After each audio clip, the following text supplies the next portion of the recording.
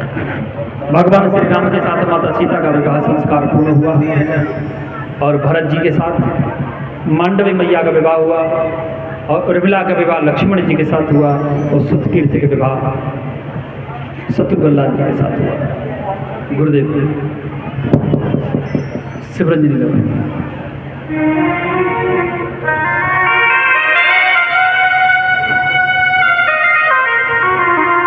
तो आज चारों पुत्रियों का कन्यादान राजा दशरथ कर दिए, जनक कर दिए।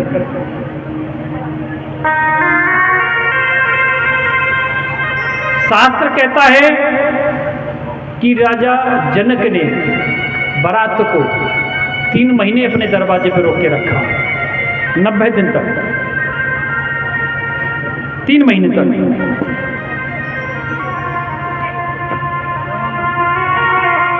जब राजा दशरथ कहते हैं कि हे जनक जी को कहो गुरुदेव कि विदाई करें, तो नया नया बहाना बनाते जनक जी, कहते कि नहीं हमसे गलती हो गई थी, कल भोजन में एक भोजन का जो एक प्रकार था वो कम रह गया, कल उस भोजन को पूरा कराएंगे, उसके बाद परसों विदा करेंगे। ऐसे करते करते राजा जनक ने अयोध्या की बारात को और 3 महीने तक अपने दरवाजे में रोक के रखा। आज की बारात ऐसी है, रात को 12 बजे तो अपने घर से निकले, 3 बजे जाके राक्षस की तरह भोजन खावे, बहू में 1 नंबर की पूर्णिया वाले की 1 नंबर का वो चाहिए टांग,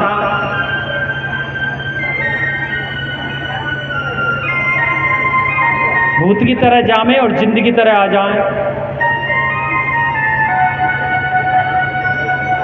आज विश्वामित्र जी, वशिष्ठ जी जनक जी को प्रार्थना किए कि हे मिथिलेश अब विदाई करो, तो माता सुनैना ने माता सीता का श्रृंगार कराया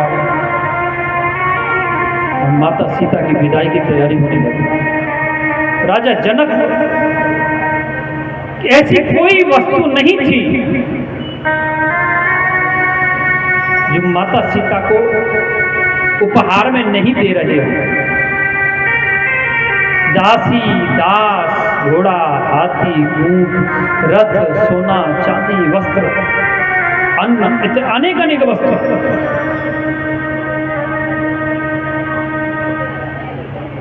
क्योंकि प्रत्येक पिता चाहता है कि मेरी बेटी के लिए कोई कमी ना रह जाए। और बेटी ही ऐसा प्राणी है जो पिता अपने हाथ से उसे दे देगा तो ले जाएगी, मांग के नहीं ले जाता। और बेटा एक ऐसा है, उसके लिए आप कितना भी छोड़ दो उसका पेट नहीं भरता। माता सुनैना माता सीता को गोदी में बैठाया और समझाने लगी, पतिव्रत का अनुसरण कराने लगी। अब माता सीता कहने लगी, माता सीता को सुनैना बोली पुत्री अब आप ससुराल जा रही हैं, ससुराल में जा करके अपने पतिव्रत धर्म का अनुसरण करना, क्योंकि एक स्त्री का सबसे बड़ा गुरु ही उसका पति है। एक पति एक व्रत नैमा, अपने पति को छोड़ करके स्वप्न में भी आप किसी पर पुरुष का दर्शन मत करना,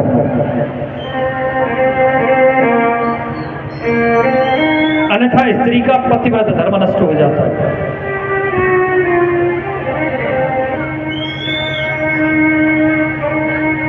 बोली पुत्री मैं जानती हूं ससुराल में बेटी को कष्ट मिलते हैं, कष्ट मिलते हैं। अगर कोई कष्ट आवे ना, किसी को बताना नहीं। माता सुने ना, माता सीता को कही कि अगर आपके जीवन में कोई कष्ट आए तो किसी को बताना नहीं, सहन कर लेना, और ज्यादा ही कष्ट हो तो अपना कक्ष, अपना कमरा बंद करके 2 आंसू बहा देना, मन हल्का हो जाएगा। लेकिन कभी भी अपने ससुराल के कष्ट को अपने मायके में आकर के अपने पिता को मत बताना।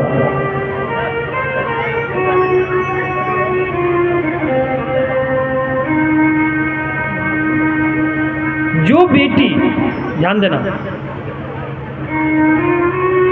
जो आजकल की बहन बेटियां दुल्हन बन के जाती हैं तो माँ बाप इतने चालाक हैं कि सबसे पहले उसको वो पनाह खरीद के दे देते हैं कि बेटी रसोई में भी रील बनाती रहे, है ना। जो बेटी अपनी ससुराल में अपने माँ बाप भाभी भैया के रिमोट से चलती हो ना, समझ लेना वो घर कभी बस नहीं सकता, कभी नहीं बसेगा वो घर।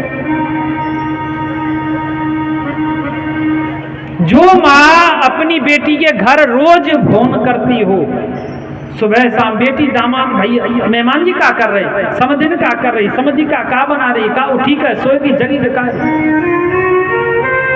समझ लेना उसका घर कभी बस नहीं सकता। ये लिख के दे रहा हूं गारंटी। अपनी बेटी के घर को उजाड़ने वाले ही होते हैं हम लोग, माँ बाप ही उजाड़ते हैं अपनी बेटी के घर को।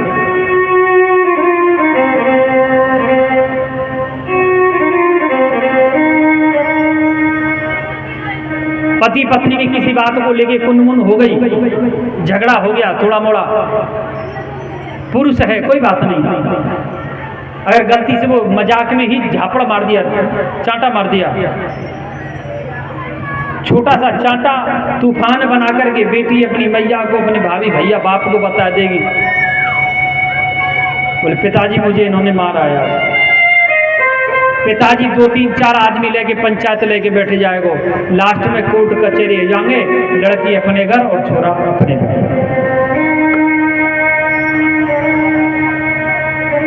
जो बेटी अपनी ससुराल की बात अपने मायके में आकर के बखान करे कि मुझे ये कष्ट होता है, ऐसे दुख मिलता है, कपड़ा नहीं है, भोजन नहीं है, ये वस्तु नहीं है, ऐसा है ऐसा है,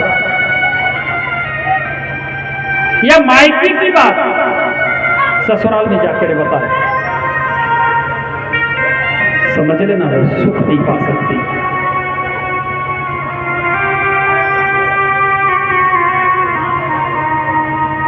माता सुने ना ने, माता सीता को समझ आया। और आजकल की माताएं समझाती बड़ा विचित्र तरीके का है। वो माता समझाई, माता सुने ना कही कि पति के सोने के बाद सोना, पति के जागने से पहले जाग जाना, यही पत्नी का धर्म है, स्त्री का धर्म है। जो स्त्री, जिस घर में स्त्री पति के जागने के बाद जागती हो, पति के सोने से पहले सो जाती हो और सूर्य उदय के बाद जागती हो, उस घर में लक्ष्मी प्रवेश नहीं कर सकती, उस घर में कभी सुख समृद्धि नहीं आ सकती।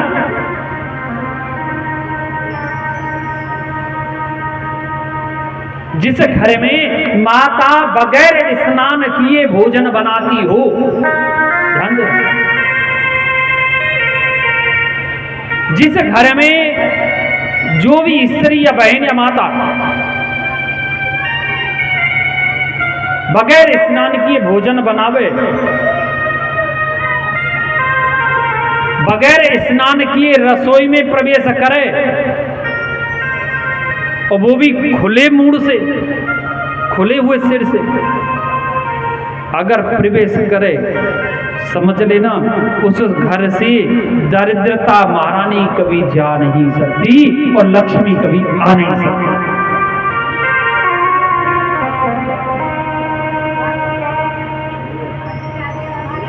जिस घर में स्त्री 8 बजे के बाद स्नान करती हो, उस घर में कभी सुख नहीं हो सकता।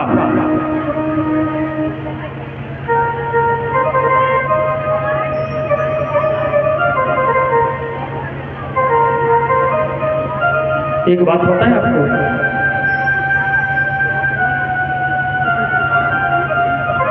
सही बताना, कौन माता है जिसे कल परसों भोलेनाथ के भजन में शिव जी पूछ रहे थे, सही से ही बताना कौन कौन एक 24 घंटा में एक बार अपने पति के प्रणाम करती है? प्रणाम करने की जरूरत नहीं है।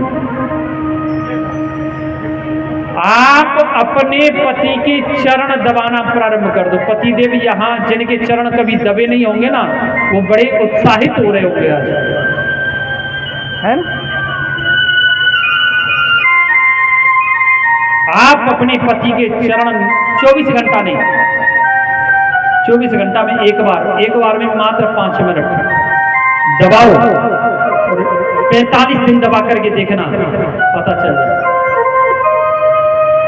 जो पति पत्नी में हमेशा अनमन रहती हो, हमेशा तू और मैं रहती हो, ठीक है, और वो स्त्री अपने पति के चरण दबाना प्रारंभ कर दे, ज्यादा नहीं है 10 मिनट 5 मिनट, ठीक है, 45 दिन के बाद देखना कि दोनों पति पत्नी में प्रेम होना प्रारंभ हो जाएगा। क्यों? स्त्री के हाथ में होता है ये भाग, क्या बोलते हैं, कोहनी से लेकर के अग्रभाग तक शुक्र का निवास होता है, और पुरुष के घुटना से नीचे पैर तक शनि का निवास होता है। शुक्र और शनि मैत्री ग्रह हैं।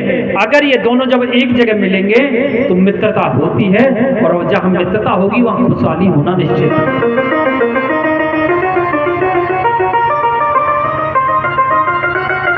माता सुनैना ने माता सीता को अनेक प्रकार से समझाया।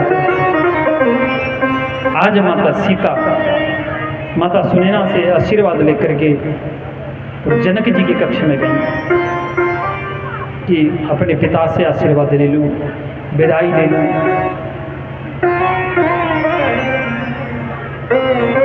जब माता सीता ने जैसे ही जनक जी के कक्ष में जाकर के देखा,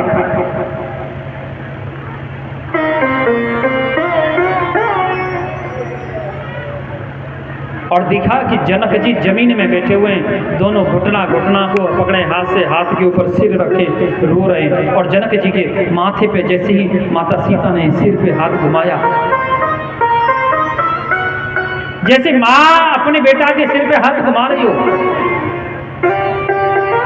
माता सीता ने जैसे ही जनक जी के सिर पे हाथ रखा और कहा, बोले पिताजी मुझे आशीर्वाद दीजिए, मैं अपने घर जा रहा हूं।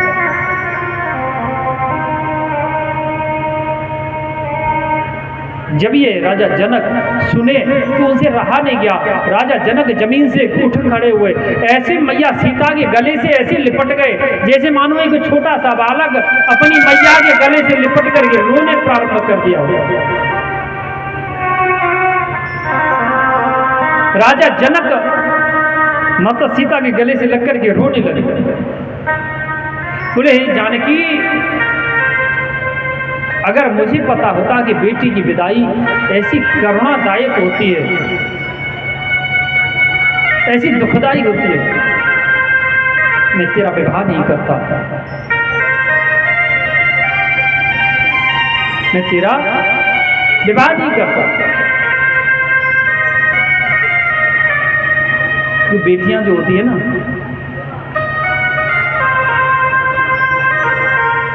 पिता के हृदय की राजा होती है।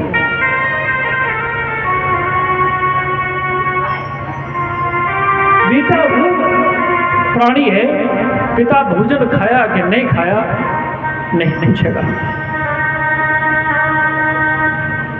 पिता स्वस्थ है कि अस्वस्थ है ये भी नहीं पूछेगा, पिता सुखी है दुखी है वो कभी नहीं पूछेगा।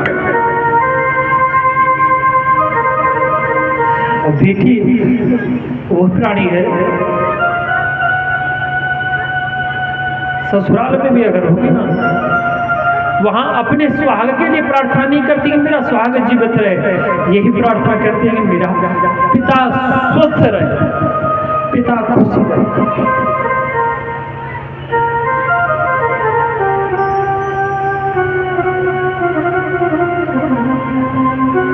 जब घर में दोनों बहन भाई हों, बहन भाई के बीच में झगड़ा हो, तो बेटी एक ही बात कहती है, बोले दौरी के रुक जा, सांझे को पिताजी आ गए मार्केट से, जब बताओ तो। जैसे पिता घर में घुसेगा उससे पहले उसके कान में फूंक चालू कर देगी, बोले पिताजी इसने मेरी चोटी खींची थी, इसने मुझे मारा था। हजार प्रकार की शिकायत। पिता को अगर आने में देर हो जाएगी ना, तो बेटी ऐसे तड़प जाती है मानो बगैर पानी के मछली तड़प जाती है।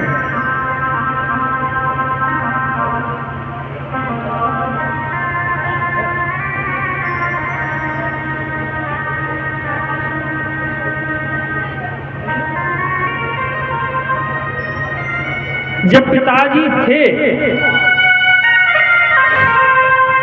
बेटी अपनी मन इच्छा से कार्य करती थी, मन इच्छा से कार्य करती थी। जब उसका पिता मर जाता ना, एक बेटी का, बेटी ससुराल में हो और पिता जब मर जाता है, उसको ससुराल वाले बताते नहीं कि तेरा पिता मर गया, भयभीत हो जाएगी। उसको लेके जाते हैं, दरवाजे पे देखती है इतनी भीड़, वो समझ जाती है कि आज मेरा मायका खत्म हो गया। बेटी जानती है दरवाजे पे क्यों गिरती है वो। जैसे ही पिता मरता है और पिता की शव को दर्शन करने के लिए आती है, जब बेटी दरवाजे में पछाड़ खा के गिर जाती है, हाँ पिताजी कहकर के रोना चालू कर देती है। क्यों? वो जानती है कि आज के बाद मेरा पीहर, मेरा मायका खत्म हो गया। क्योंकि पिता जब था तो मैं अपनी इच्छा से वस्तु मांगती थी, पिताजी ये वाली साड़ी नहीं, मुझे तो ये वाली चाहिए, ये वाली वस्तु चाहिए। क्योंकि पिता के हृदय की राजा होती है बेटी।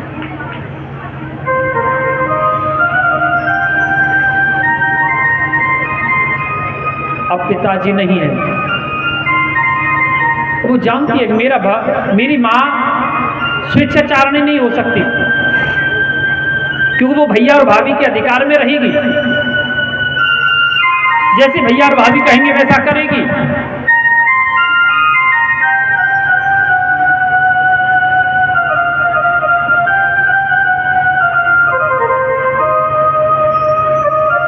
इसलिए वो समझ जाती कि आज से मेरा पीहर खत्म हो गया, मेरा मायका खत्म हो गया।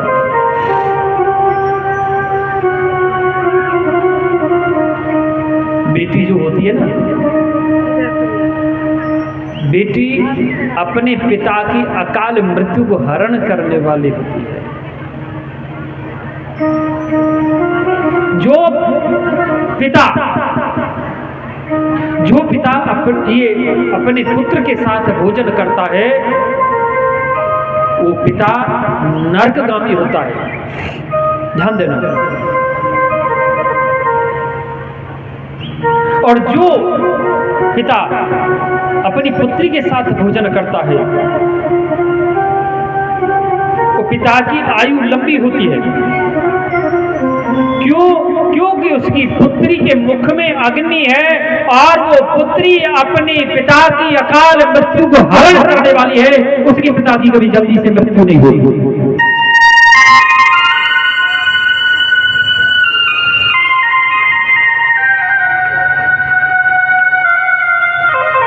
और जब उसी बेटी को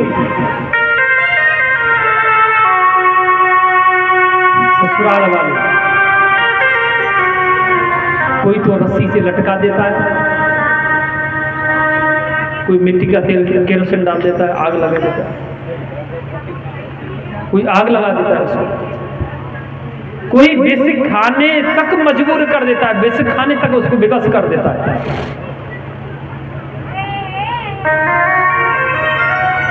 रख दो इसलिए बेटी को संस्कार देना प्रत्येक माता पिता से हमारी करबद्ध प्रार्थना है कि अपनी बेटी को सिर्फ संस्कार देना। यार अपनी बेटी को हमेशा संस्कार देना।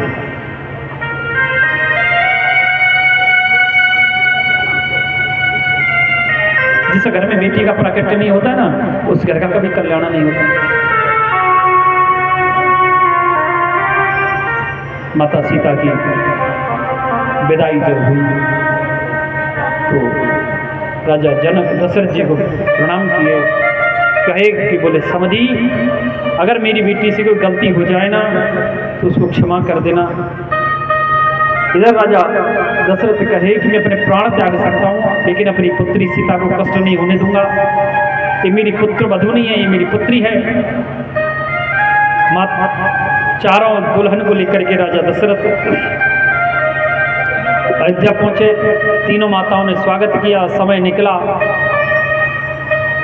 तो राम का राज्याभिषेक होने की तैयारी हुई। कैकेयी ने वरदान मांग लिए, सुनो प्राण प्रिय भावत जी का, देव एक बार भरत जी का। तापस वेश विशेष उदासी, 14 वर्ष राम वनवासी। तपस्वी बन करके राम जी सीता लक्ष्मण को लेकर के वन में जाएंगे। तो माता सीता लक्ष्मण और श्री राम जी महाराज वन के लिए गमन किए। तमसा तीर निवास के प्रथम दिवस रघुनाथ। वहीं अयोध्या वालों को सोता हुआ छोड़ करके श्रृंगबेरपुर पहुंचे। वहां निषाद राज गुहा से भेंट हुई। गंगा पार करते समय केवट का कल्याण किए। गंगा पार करके चित्रकूट में जाकर के भगवान श्री राम सीता लक्ष्मण ने निवास किए। इधर विश्वामित्र आकर ये सुमंत जी आकर के दशरथ जी को बताए कि राम ने कहा है वो शीघ्र आएगा। राम राम कही राम कहे राम राम कही राम, तन पर हर रघुवर बिरहु, राव गयो सुरधाम। राम राम कहते हुए दशरथ जी का प्रणंत हुआ। श्री भरत शत्रुघ्न को कैकेयी देश से बुलाया गया। अंतिम संस्कार हुआ। अंतिम संस्कार में फिर भरत जी चित्रकूट में भैया श्री राम जी को मिलने के लिए गए। वहाँ चारों भाइयों का मिलन हुआ। राम जी कहते कि मैं नहीं जाऊंगा, भरत जी कहते कि आपको मैं लेके जाऊंगा। इसी प्रकार आखिरकार एक कवि लिखे, किसी से कड़ा अखियों में पानी, राम भक्त ले चला रे राम की निशान। किसी से कड़ा अखियों में पानी, राम भक्त ले चला रे राम की निशान।